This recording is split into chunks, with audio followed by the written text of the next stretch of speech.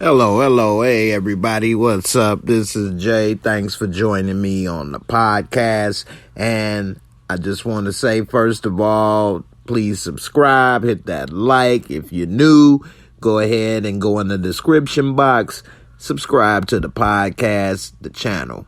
Now that we got that out the way, I want to say R.I.P. to Regis-Philbin. It's unfortunate, but Regis-Philbin has passed at the age of 88. He's lived a long and fruitful life, and it's unfortunately come to an end. Now, he presided over live morning shows for 4 decades. MC'd Who Wants to Be a Millionaire and served as Joey Bishop's late night sidekick. Now, Regis-Philbin, I didn't notice at the time, but he spent more time in front of a television camera than anyone else. And it's even according to according to the Guinness Book of Records. And, Regis, he spent 60 years in the film industry. I mean, that is amazing. 60 plus years in show business. And, he was filming live with Regis, and he lived right across the street all that time. I never knew that. He originally made his mark in prime time with Who Wants to Be a Millionaire. And at the time, ABC was behind in the ratings, and they went to number 1 around that time, bringing in an audience of around 30 million to see Who Wants to Be a Millionaire. It was originally only on for 3 nights a week, and it moved up to 5 nights a week. I mean, we all know that show. It was a big hit. It was unfortunately canceled after he left, but nevertheless, it was a really good show. And also, like I said, the Guinness Book World Records, they said that according to them, his first on-camera job was in 1959 at San Diego TV station, and his career was nearly 17,000 hours on television, surpassing the record that was held by Hugh Downs. And if you don't know who Hugh Downs was, he was an anchorman on the news. Regis was inducted into the Broadcast Hall of Fame in 2006. Now, everybody knows Regis. He did a lot of TV shows, movie appearances and things. But what he was mostly known for was his morning show. And it's funny, I was reading the article about his life and everything, and I'm going to put the link to this article in the Hollywood Reporter, and it's going to be in the description box of this video.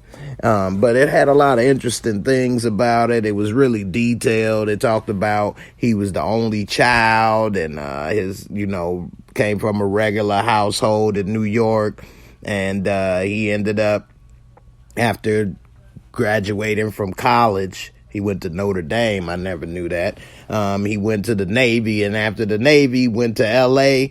and tried to get into the business. And at the time, they didn't have a job for him. But back then, you could just walk right in and just talk your way into places. Now, you got to have all kind of degrees, credentials, and experience. But back in the day, you can get in, and if they had a job for you, you was in. But unfortunately, at that moment, he didn't have anything in L.A., so he went back to New York and started working at NBC and as a page, and just by chance, one thing after another, and his career just continued to go from there. As a page, they say his first TV appearance, was holding the elevator for Eddie Fisher.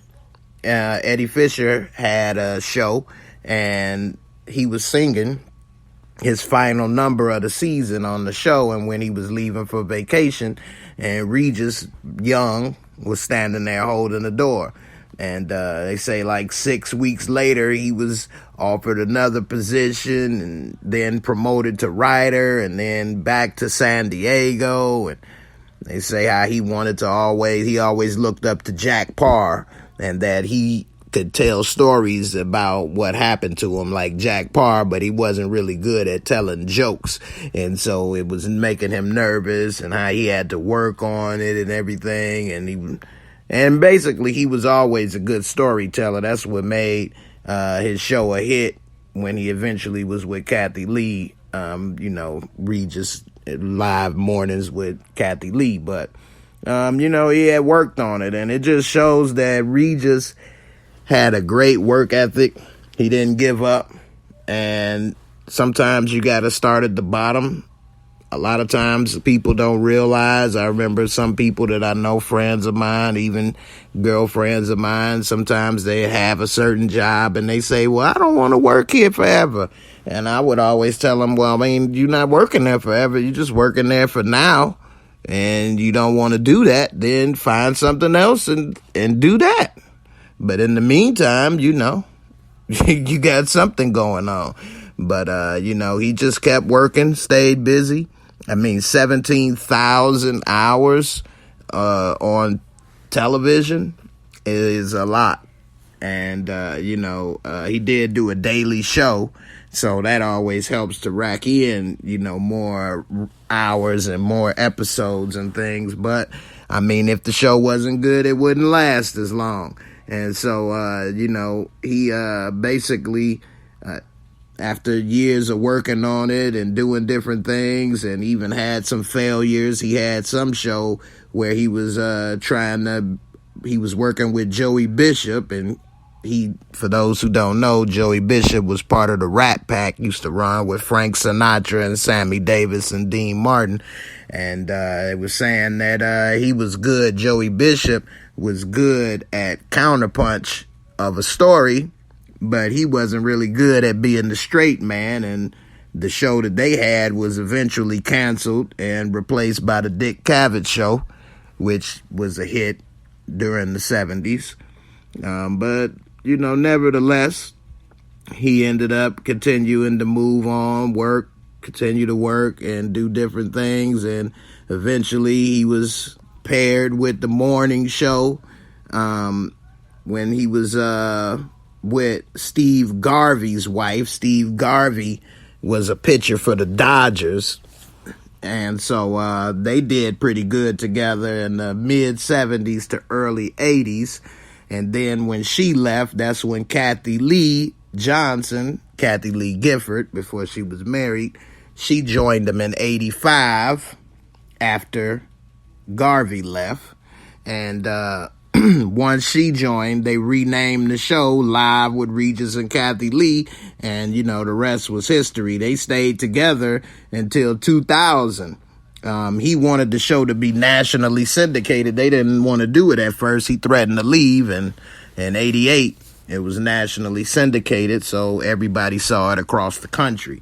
To sum it up, he did great work as far as that show with people liking it, and he was a good straight man. He did that show for 28 years and, retired from the show.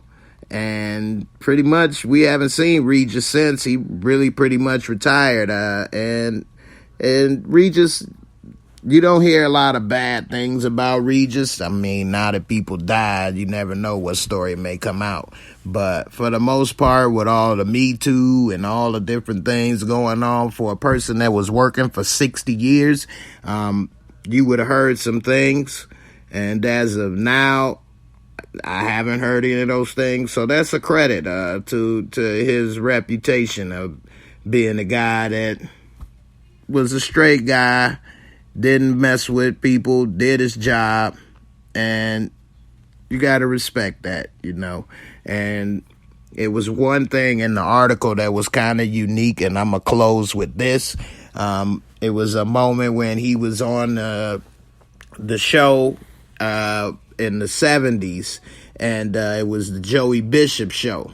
And Joey Bishop had quit, and Philbin was hosting. And the producers asked him, well, who he wanted as a guest. He suggested an astrologer. Okay, and they was like, what? And he said, why? They said, well, so we can find out what's in the future for all of us, he said. And to make a long story short, basically, the astrologer told about what everybody was going to do, and when he got to him, he said that you're going to become a household word in this country. He said, well, really, when? And he said, what, weeks, months? He said, nah, it ain't going to happen right away. It's going to be more like 20 years. And that happened in 69. And in 89, Live with Regis and Kathy Lee went syndicated.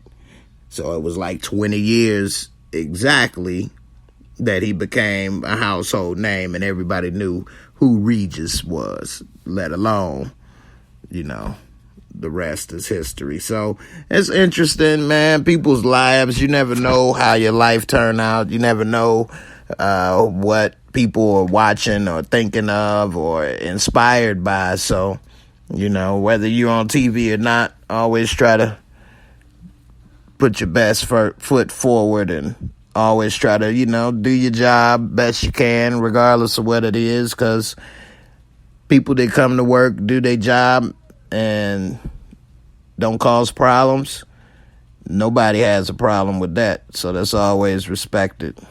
In the end, thanks. I want to give rest in peace to Regis and the family, and I'll see y'all on the next podcast. Peace.